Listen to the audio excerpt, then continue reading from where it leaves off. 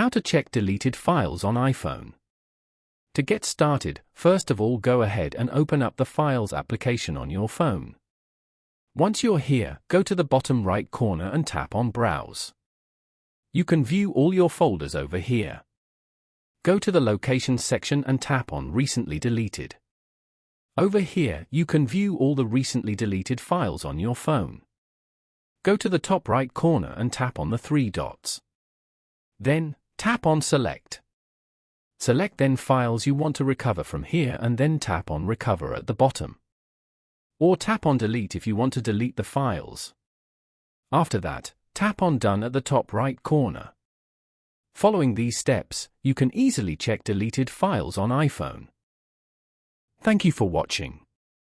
Please leave a like if this tutorial helped you, or leave a comment below if you have any questions related to the video.